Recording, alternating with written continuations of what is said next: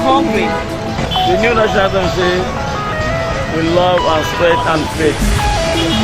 But there's no any faith in anybody ruling us now.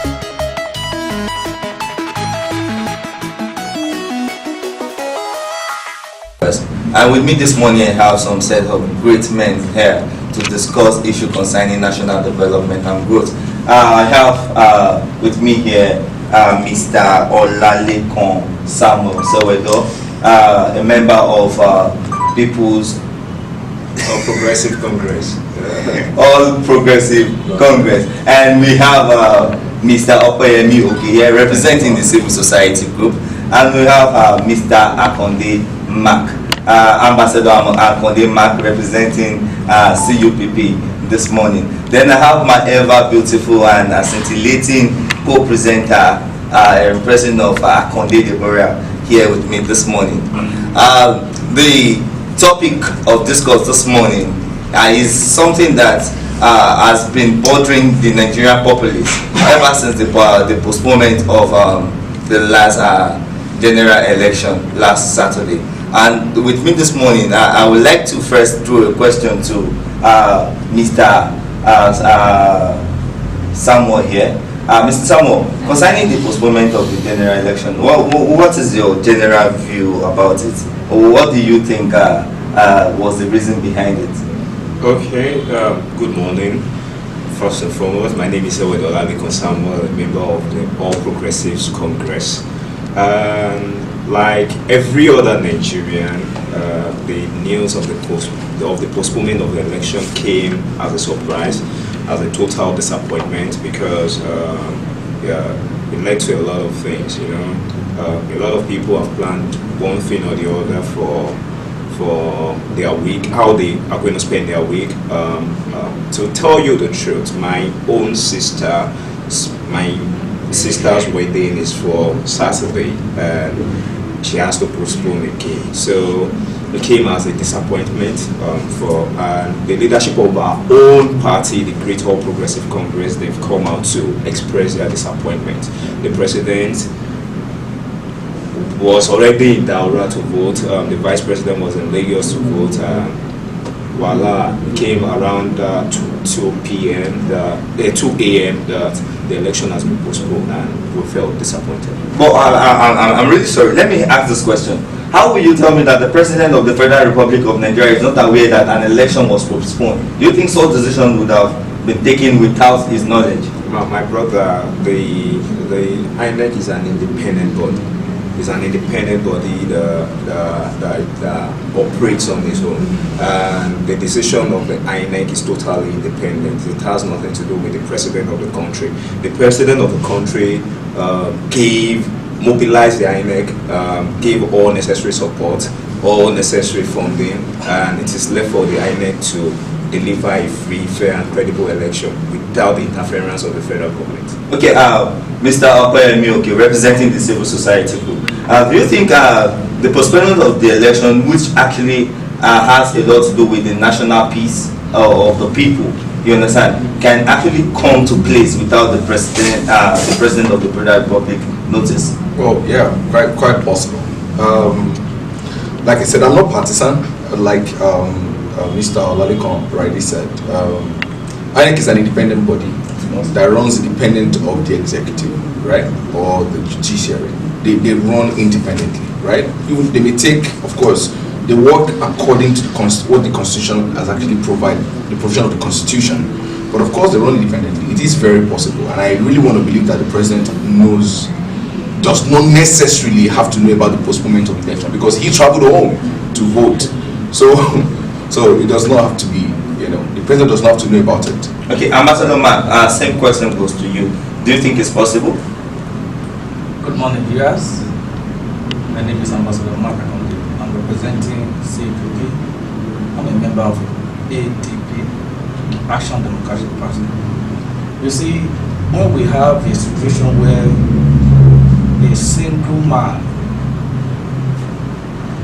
president of the country, who decide to make himself the constitution of Nigeria, automatically you have this kind of system. The fact remains that the president cannot and will not and should not continue to fool Nigerians that is not aware that there will be postponement of the election. How do you mean? If a president can single-handedly remove the CGN without consulting, discussing, or meeting the National Assembly, do you think that what the APC man and even the man that called himself civil society, what is talking, and do you think is actually representing the interest we sell in the ears of the commoners? No. The fact remains that there is a conspiracy against the Nigerian people. There's a conspiracy against the common people. There's a conspiracy against the women who cannot stand up for their rights. There's a conspiracy against the men who cannot stand up, who don't have the voice. You know what? I think one of the things we, Ambassador Mark, one of the things we need to ensure. Please permit me to conclude what I'm saying. Okay. Now, thank God that at the end, the president has succeeded in telling us what he forgot to say before the election. I'll tell you when they ask the next question. You know, one of the things I actually think is we're on air, and it is important that we filter the kind of message we pass across to the people. All right, we're for peace, but we cannot categorically, all right, attack the person of the president, right, to say that he knows about it. And everybody is disappointed. Everybody was disappointed at the postponement of election because of the economic impact it has on the people. This, do you understand? Mr. Yes, coming back to the economic impact of the postponement of the election. Now, you know, a whole lot of persons actually travel to their hometown to vote. You understand? But that single action by the Independent Electoral Commission has actually misled, let me say, has discouraged a whole lot of persons. Now, looking at some persons that are staying far north, far east, leaving cities like Lagos, Abuja to their hometown, you understand, to vote. And this postponement happens. Some of them leaving their business and all that. Now, some persons have to stay back. Now, let's consider the economic factor of that particular. See, it's a calculated attempt. If you look at what transpired, it's a calculated attempt. One, to make sure that those, because a lot of people, they actually save this money, taking a long time. People who make business and they sell pure water, because these are the people they are giving trade money to. Understand? They are concerned that, okay, yes, when I collect this trade money, understand, I want to go back to my village and vote. And Igbo woman who collected trade money in Kano, understand, know that yes, I can take my money and go and vote. I'm not talking about vote buying now.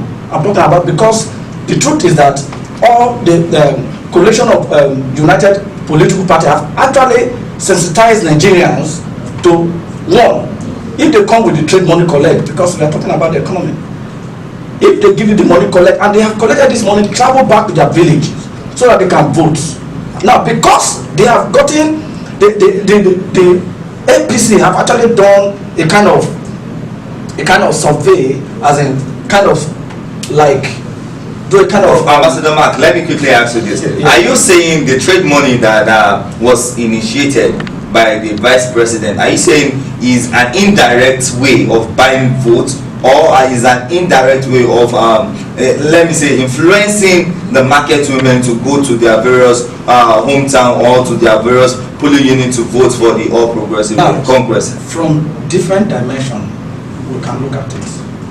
One, for those of them that don't have transportation to go back to the point where they register to vote, it's part of transportation they're giving them to vote. But wait, let me misleading. That is misleading, right? That is misleading. Now, what I want to say is this: it is irresponsible of a government to postpone an election without considering the economic impact on the people. Don't get me wrong.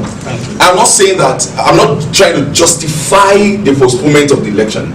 What I said earlier is this: it is possible for the INEC to postpone an election without the knowledge or without the knowledge of the president, without like a consent from the president, because it's an independent body. That's what I'm saying. But we cannot give him misleading information to the citizenry because the media space is quite sensitive. All right, it is irresponsible of the government to postpone an election without considering the impact on the people. Why? Because everybody now, every election that's held in Nigeria today has been postponed. Yes. 2015 we had postponement, 2011 we had postponement of election. Now where this may be a bit different was this came few hours to the election, right, which destabilizes a lot of things as economically, which when we get there we're going to tell you how it affects the people. Like he has rightly said, a lot of people have traveled home with the hope of casting vote for whoever they believe that they want to cast vote for, and now this election has been extended by 1 week. But here's the twist. It's like he said, the youngest son was supposed to get married. I have a friend that's supposed to marry on the 23rd of February also. All right. But here's the deal. We are Nigerians. The voting is your civic right. It is your right. It is your responsibility. I have friends that have traveled, like I told you. A lot of them are saying that whether they like it or they don't like it, or want it or they don't want it, I'm staying back at home to make sure that I vote. And that is what I think that Nigerians should actually concentrate on. All right. So, but we should not incite, we should not mislead the people by making them believe that trader money is a concept, cooked up, to buy votes. No, I think I want to believe that an APC member is here. You are not the one that's supposed to be speaking for the APC. I'm a Nigerian. I have a right. Let's look at You have a right to your opinion. I have a right to my opinion. I am only saying that. See, as someone who represents civil society, all right, I'm not partisan. I don't belong to any political party. But I can tell you categorically that we should not mislead, we should not politicize everything. That is it. We should not make everything about APC, PDP, all right? Like I said, it is irresponsible of a government to postpone an election without considering the impact on its people. But we should not mislead the people by making this thing partisan. That's what I'm saying. See. All right, Mr.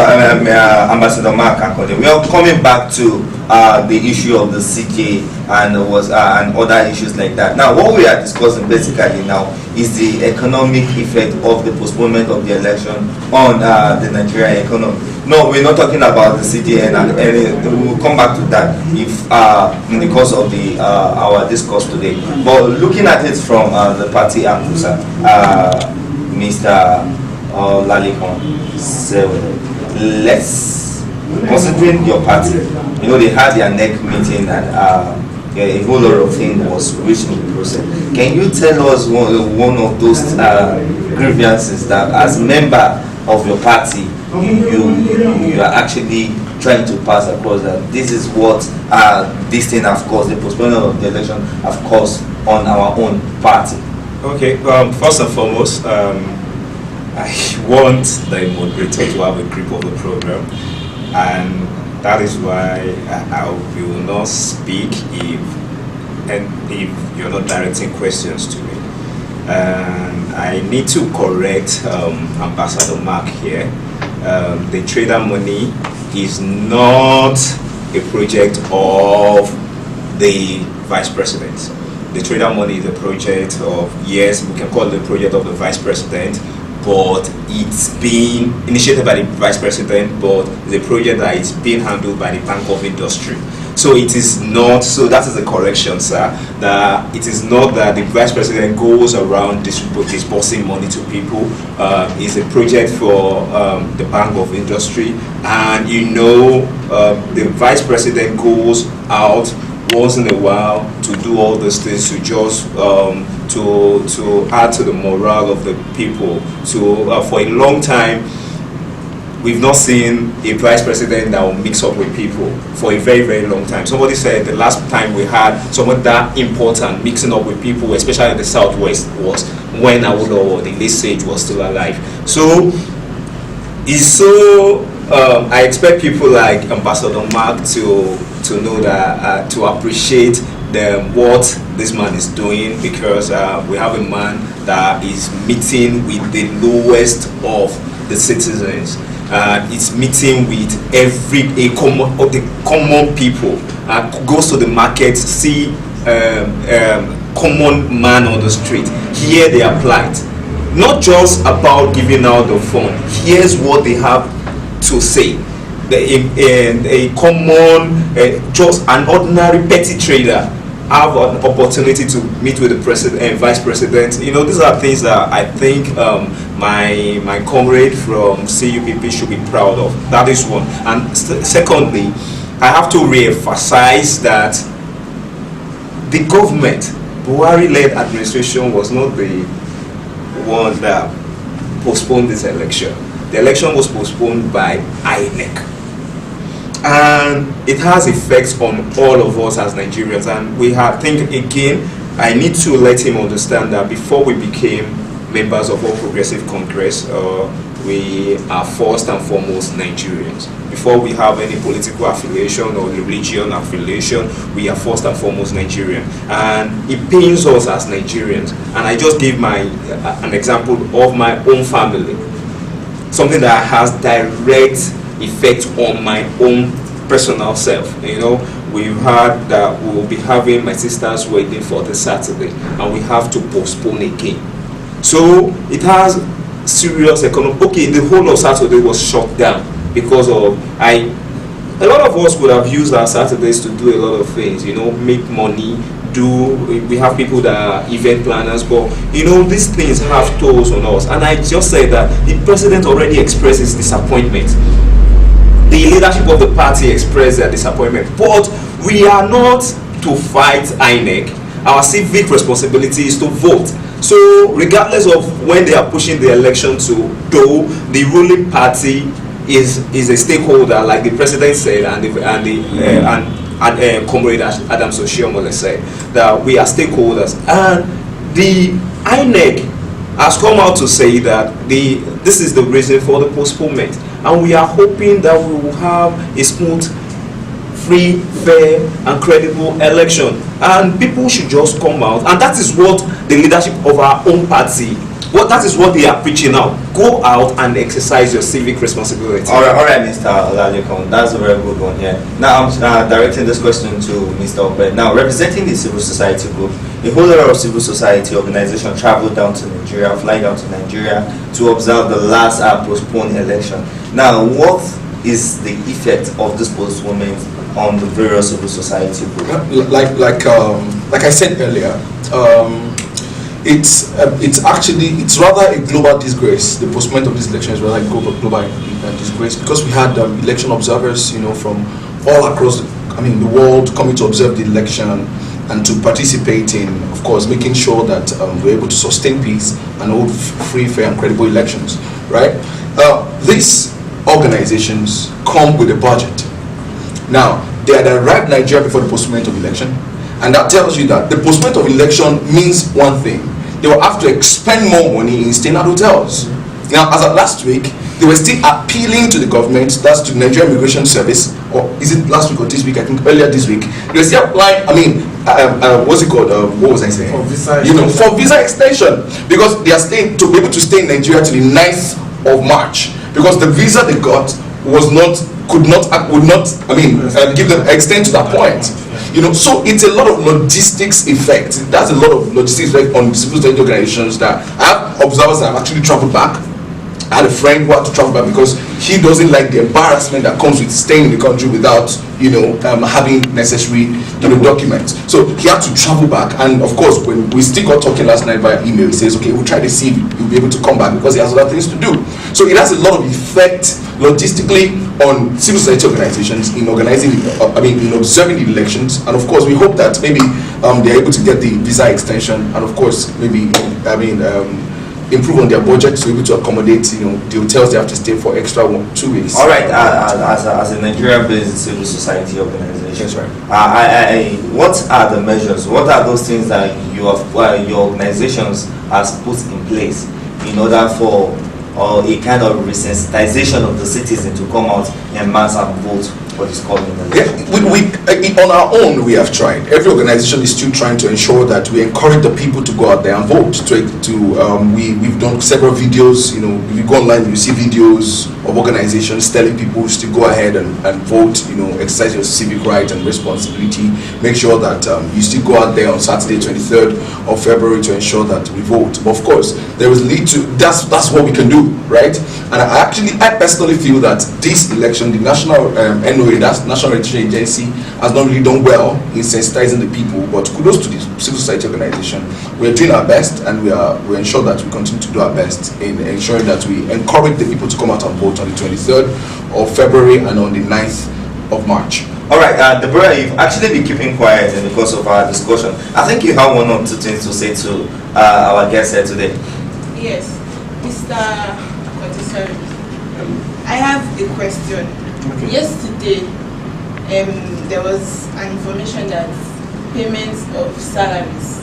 So, do you think that's a plot to enhance, to compensate the economic loss of the postponement? Payment of salaries. Yes, the February salaries to workers. See, do you think it's a plot? You see, Nigerians and our viewers, we want you to understand that what is actually happening now is what the government in power is actually doing now is they are actually using all means. I mean all means. What they could not do for 3 and 10 months ago, 3 years and 10 months ago, what they could not do, they are trying as much as possible to do it within this period of election. And to be frank, they are pumping money out, paying salary, what they could not do. So if they pay salary in time, it simply means that they want to show that yes, that, to be frank, looking at it from the CUPP angle, take it back to 2015, we all clamor for change because CUPP were part of the coalition that actually brought this government into power.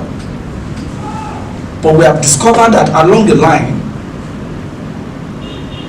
all the evil deeds of PDP, the present government are doing it times 2 or times 3. Please, can you mention some of these evil deeds? Now, the evil deed is they are fighting corruption.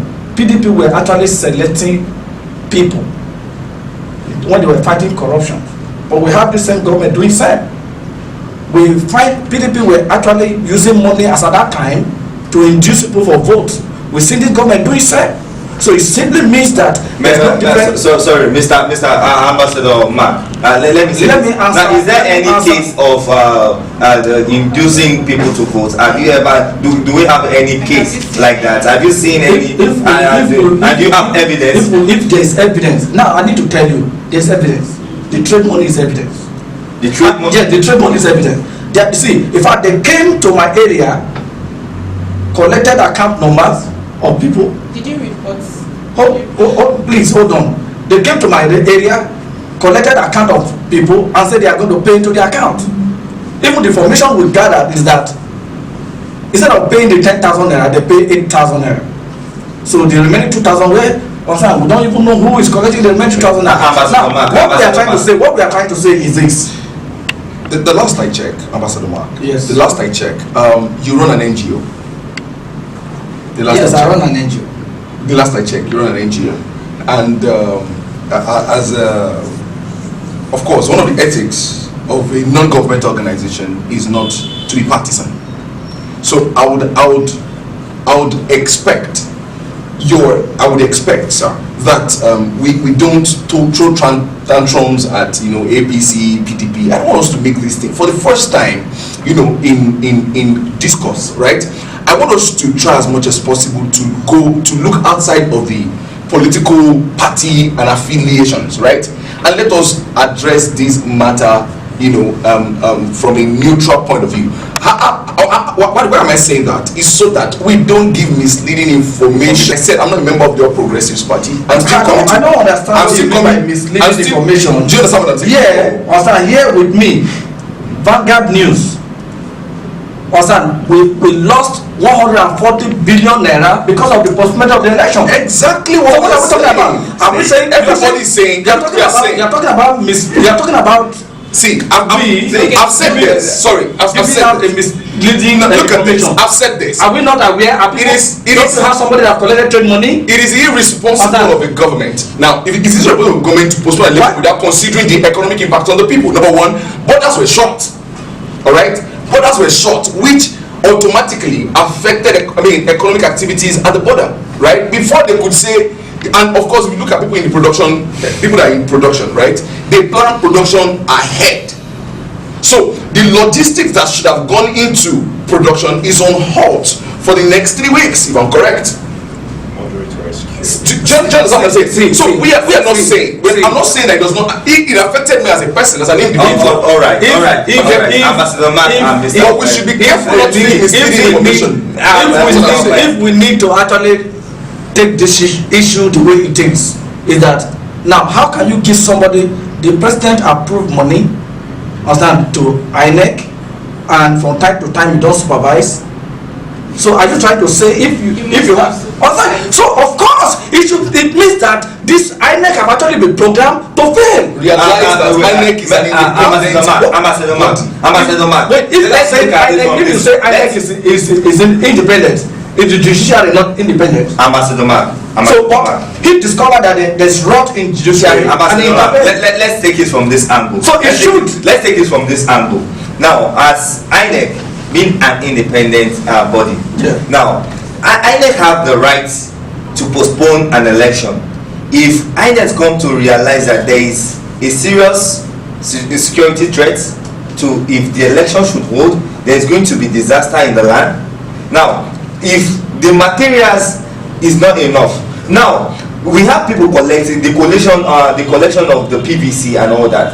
A whole lot of persons from the rural area could not get hold of their materials on time. Some persons were not even eager to go and collect these materials. Some of them have not gotten this thing, and even up to now, those things are still with them. Now, looking at the logistic that INEC is actually using as their backing excuse, you understand? Now, if as a body organizing or in charge of an election, they have the right to postpone an election. Now, minding the fact, now one thing that I'm so confused about is this: the president going to the polling units, you understand, that same morning saying he's not aware the election was postponed.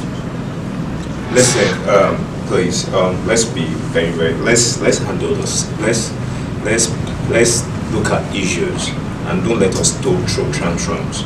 The truth there is this: I came to this program to discuss the economic implication of the postponement of the election as a concerned citizen of Federal Republic of Nigeria. I am not here to throw blames around, but first and foremost, I want to say this, which the People's Democratic Party, what's the name of that party again? The PDP. They are part of the coalition CUPP, and we all know that under the PDP-led administration, elections has been postponed a couple of times, and even in 2011, while election was going on, the election was cancelled. So, if they could cancel election then, and Ambassador Mark has not even laid reference to those cancellations. There was wait, sir.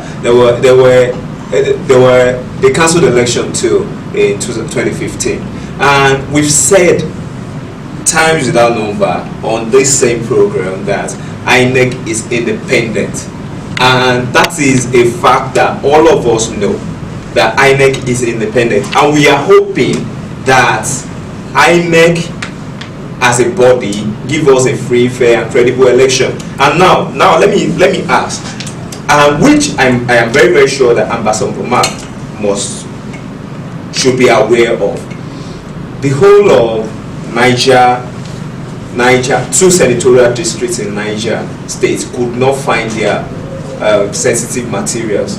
The whole of the senatorial districts. Two, are you still saying that with these problems, the sensitive materials from one state is being found in another state, that INEC should still go on and have a staggered election, which is the agenda of the CUPP, so that they can use the Venezuelan approach and say that Buhari rigged the election and so, and they will not go agree this thing happens. We are saying we want a free, fair and credible election. Personally, the party, All Progressive Congress, is disappointed in the postponement of the election, but the fact still remains that if we are going to postpone this election for us to have a free, fair and credible election, so be it. If we are going to postpone this election for us to have the lives and property of Nigerians to be secured, so be it. You cannot, even if you lose one life now, you cannot buy it with $1 trillion. So what are you now saying? But here's my take. Here's my take on your standpoint. My take is this. Now, INEC had 4 years to prepare for this election. INEC had 4 good years to prepare for this election since 2015. Let's even say 3 years at the most. Now, for a government, for a system that is sane, that is responsible, they had enough time to prepare for logistics to be in place. Do you understand what I'm saying? Nothing, of course, they have the right to postpone election, but it's not justifiable. But we are not a member, we are not part of INEC. Exactly. And the government is not, INEC is an independent body on its own. Exactly. So it was the same way you are disappointed. But the question the same way Mr. Mark is disappointed. I am disappointed. The question is INEC truly independent? You are a Nigerian too. Can you answer that question? No, I'm just putting the question to you. Just a question. Whether please, Mr. Ope, do you think INEC is truly independent? You know, like, okay. No, you just no. Just a simple yes or no answer. They are supposed to be independent. No, they are supposed to. No, I just need a simple yes or no. I can't answer you like that. You know, one of the things is this. I don't make assertive statements that I'm not sure of. You know, one of the things we are battling right now is fake news, is misleading information to the people, and I won't tell you that INEC is supposed to be independent. I can tell you that for sure. Supposed to be independent. Okay, but get this right. In Nigeria today, we are dealing with system issues. Our institutions are not empowered to function maximally. We are dealing with system issues. Our institutions are not empowered to, function maximally and independently. I'm not saying whether under APC or PDP. I'm talking to you as a nation. The problem Nigeria has today is institutional problem. It's a system issue. All right. So it shows and it reflects in everything we do. You go to apply for driver's license, it's a problem. You go to immigration for passport or for this, it's a problem. It's election time that they have 4 years to prepare, it's a problem. To prepare for, it's a problem. And the INEC could not cancel election a week to, I think in 2015 they cancelled election 2 weeks to election. Why? Because they knew that it was not going to, they won't be able to meet up. You waited for just 6 hours. It's a national disgrace. And in 2011? Just what I'm saying. It's a national. While it was. It's a national disgrace. All right. That's why. All right. They had the right to postpone election, like he said. I agree. Okay. But 6 hours to election, it's absurd. Let me now come in when you say if INEC is truly independent. The truth is that in Nigeria case, INEC is not independent. Okay. Because presently, as we speak, as Nigerians, see, it's not. I'm not giving out fake information or whatever. The Nigerian Constitution is not what we are using. Then what are we using? Presently, are we using? You understand? See, we are not. We are not using the Nigerian Constitution. What are we? What are we using? What we have now is more or less like a dictator democracy. Okay, like what we are operating on decree. Democracy. Yes, because we are not using it. Because if we are actually using the Nigerian Constitution, then you see that the system itself function. All right. But in 2015, one of the reasons why I personally, I'm not talking about, what I want to say now is not for CPP, I'm talking about myself. Why in 2015, why I supported Mr. President Buhari was because he said he would change the system. He said he would fix all these things. Has it not changed? Nothing. Has nothing changed in Nigeria? No. Not okay, the they have changed for the level of bad The worst. And we are going to the next level. That means, see, are you aware that the rate at which people committed suicide in this government, we are talking about all right. Let's just a quick one before we go. I want us to quickly discuss this concerning the presidential statement about shooting at sight if you are snatching the ballot box snatchers, that they should be shot should in case anyone is caught doing that. Now I want to look at what is your own interpretation of Mr. President's statement, Mr. Okoyemi, from the civil society group, because I believe the civil society group is supposed to be the defense of the ordinary Nigerians. I personally condemn that statement.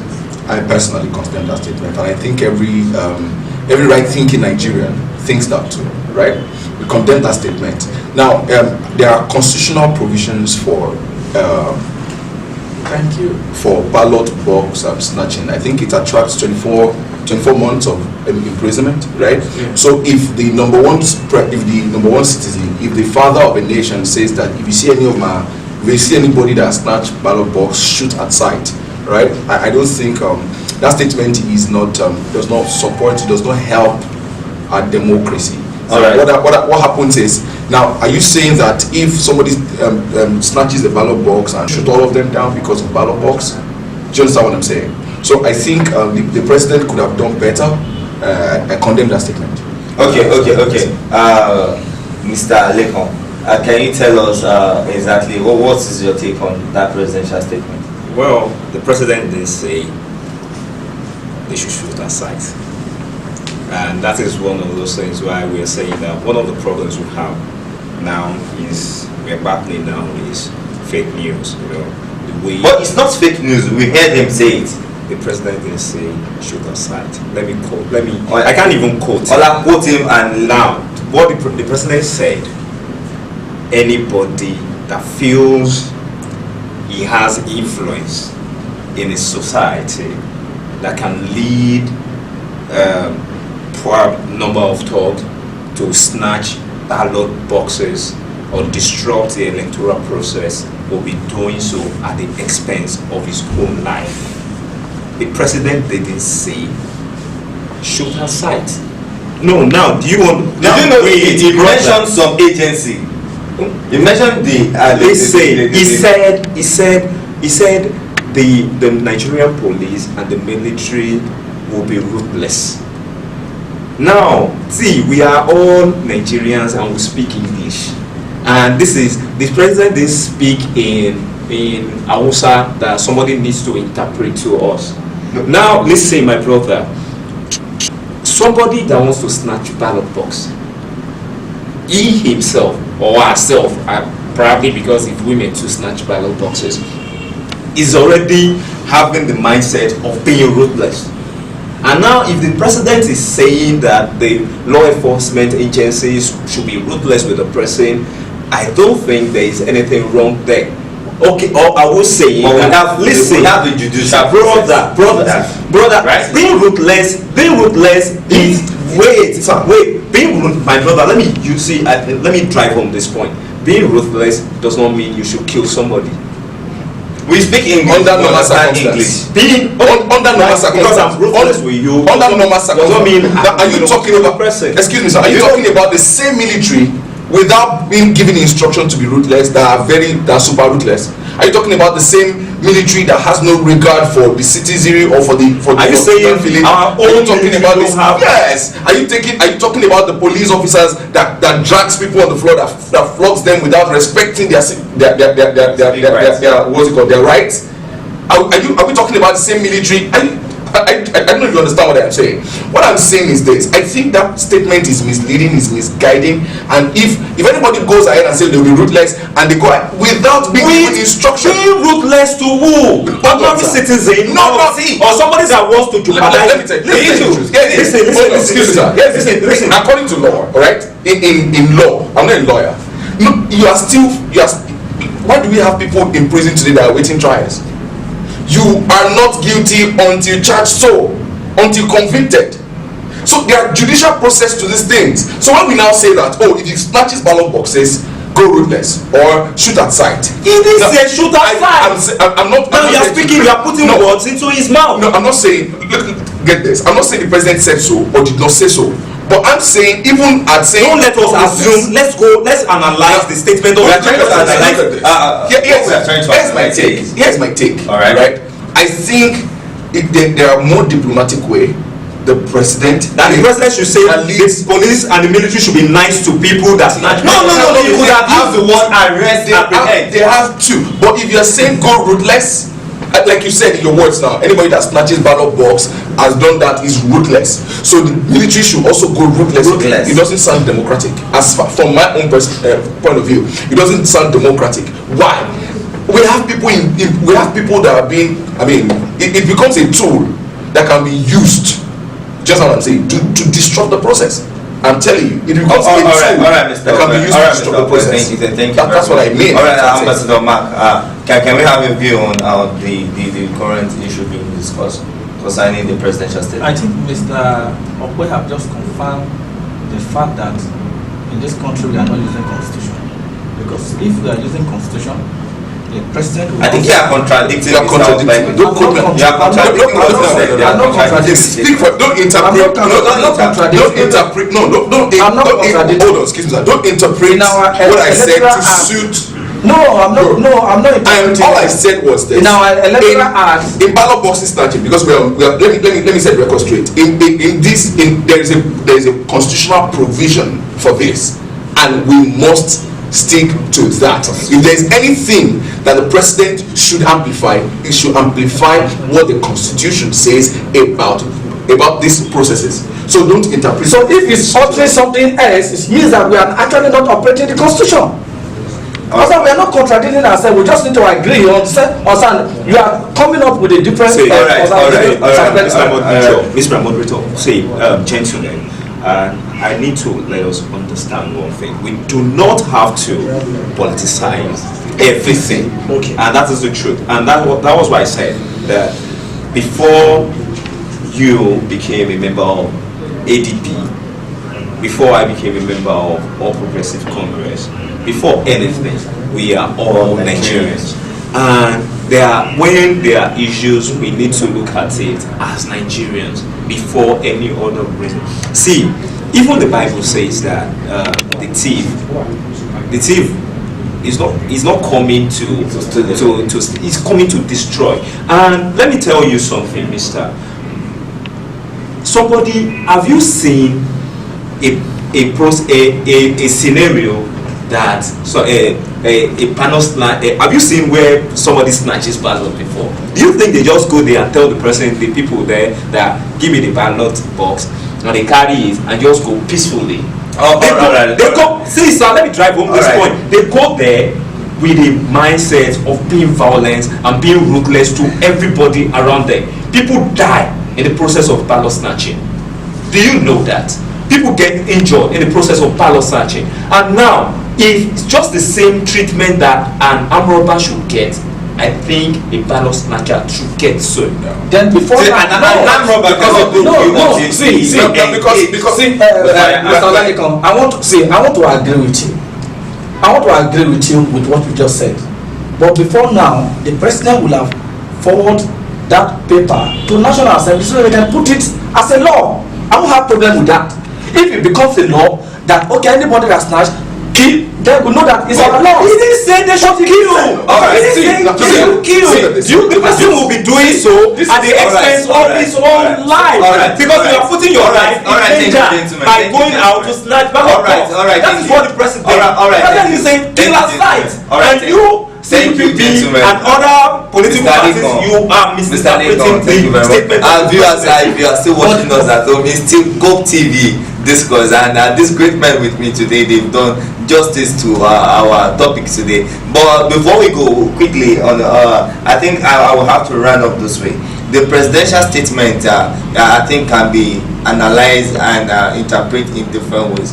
But to my own opinion, I think on the platform on which the statement was made was wrong. It was not supposed to be at the APC NEC meeting that such statement is supposed to. You are Nigerian, you have right to your opinion. The president is supposed to. If such thing is to come up, the president is to organize a press briefing. You understand? You are in to drive Nigeria, home you have rights to your opinion. But right now, the issue just the statement just dropped. I think with the excitement of being with his political party. But I'm not being I'm not being a Yeah, no, you have heard an opinion.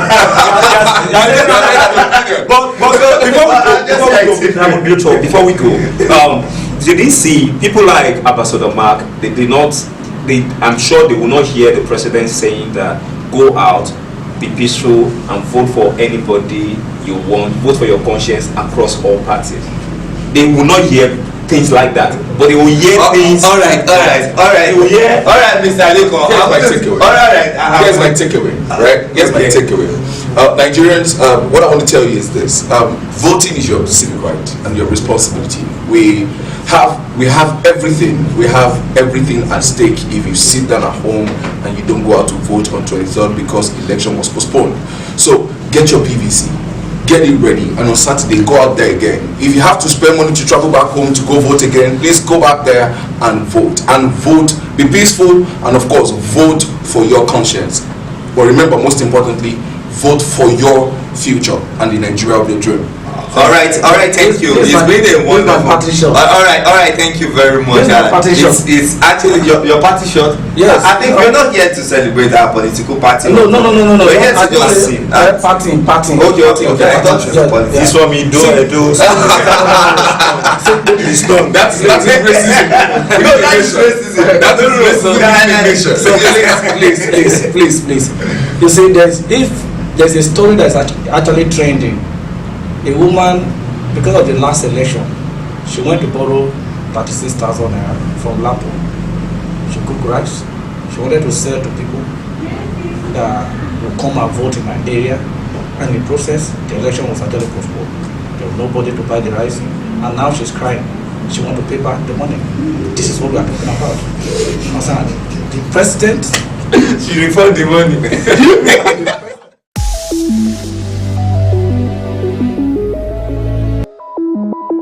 We are hungry. The new national anthem says, "We love and strength and faith." But there's no any faith in anybody ruling us now.